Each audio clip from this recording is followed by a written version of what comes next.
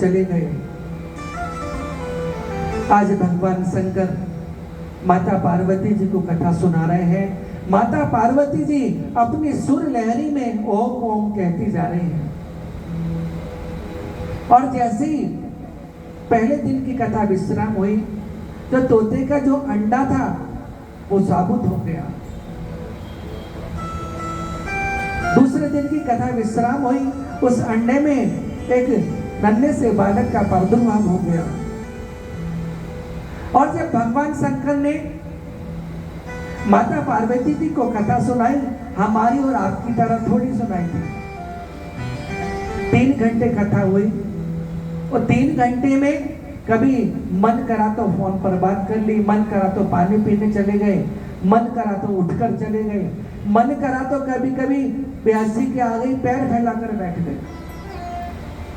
और कभी भी कथा को सुनते वक्त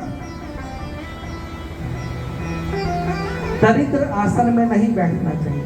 कुछ माताएं बैठ जाती हैं हाथ पर हाथ बांधकर, ये होता है दरिद्र आसन। जो हाथ में हाथ बांधकर कथा सुनता है उसके घर में लक्ष्मी स्थिर नहीं रहती। आज भगवान शंकर कथा सुना रहे हैं और बाबा ने दिन रात ना दिन देखा ना रात देखी, बस कथा कथा चलती रही। और आपने कभी देखा होगा 24 घंटे एक आसन पर बैठकर कभी कभी आलस आ ही जाता है।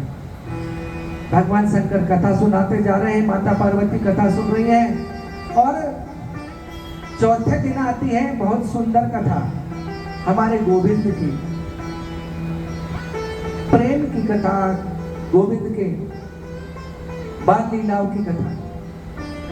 दूसरे दिन गोवर्धन पूजा की कथा भगवान शंकर सुनाते जा रहे हैं, माता पार्वती आनंदित हो रही हैं और बीच बीच में ओम ओम की ध्वनि चल रही थी। आज भगवान शंकर कहने लगे, देवी जब भगवान अपनी लीला समाप्त कर कर जाने लगे, उद्धव जी को पता लगा कि भगवान तो चले जाएंगे, हम किसकी शरण में रहेंगे? गोविंद के अलावा हमारा कौन है? कन्हैया के अलावा हम जीवित नहीं रह सकते। गोपी उद्धव संवाद चल रहा था।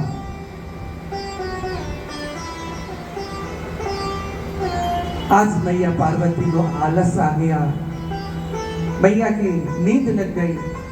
जो पीछे सुख पक्षी था ना, तोते का बच्चा, उसने सोचा बाबा तो कथा सुना रहे हैं परंतु मैया की जो सुर लहरी थी ओम तो कहना बंद कर दिया, ऐसा ना हो बाबा कथा का विश्राम कर दें। अब उस नन्हे से बालक ने मैया की सुर लहरी में ओम ओम ओम की ध्वनि कहते रहे और बाबा कथा सुनाते रहे।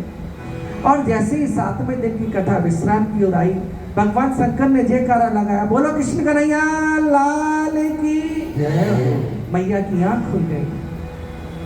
मैया ने कहा कथा विश्राम कैसे हो गई? मैंने कथा तो पूरी सुनी ही नहीं।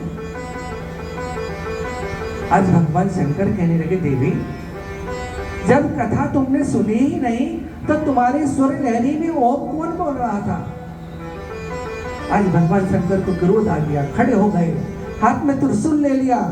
तो क्या देखा, पीछे जो तोते का बच्चा था वो उसने कथा को सुना। आज उसको मारने का प्रयास किया। माता पार्वती ने कहा, इसे नन्हे से बालक ने तुम्हारा क्या बिगाड़ा है? इसको क्यों मारते हो?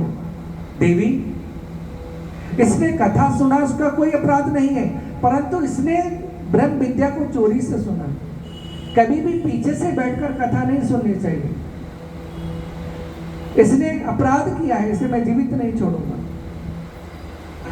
आगे आगे सुख पक्षी, पीछे पीछे भगवान शंकर। बद्रीनाथ धाम के पास वेद व्यास जी की कुटिया थी। उनकी पत्नी का नाम है विधिका देवी। वेद व्यास जी की यहाँ कोई भी संतान नहीं थी। संध्या की वेला में विधिका देवी अपने केस संवार रही थी। वेद व्यास जी से कहा, स्वामी कितने वर्ष हो गए, कितने जप साधना करते हो, परंतु आज तक हमारे यहाँ कोई संतान नहीं है। आज वेद व्यास जी ने कहा, देवी ये जो संध्या की बेला है ये केवल भजन करने की होती है, इसमें काम कीड़ा नहीं करनी चाहिए, संध्या की बेला में भोजन नहीं करना चाहिए। और आज जैसे ही बेटी का देवी को उपासी आई, उनका मुख खुला, वो नन्हा सा जो सुख पक्षी सूक्ष्म रूप धारण करके बेटी का देवी के मुंह में प्रवेश किया और गर्भ में जाकर बैठ गए। भगवान शंकर त्रिशूल लेकर चारों तरफ ढूंढने लगे। वेद व्यास जी ने मना किया, यहाँ पर कोई भी सुख पक्षी नजर नहीं आया। भगवान शंकर पुनः लौट गए।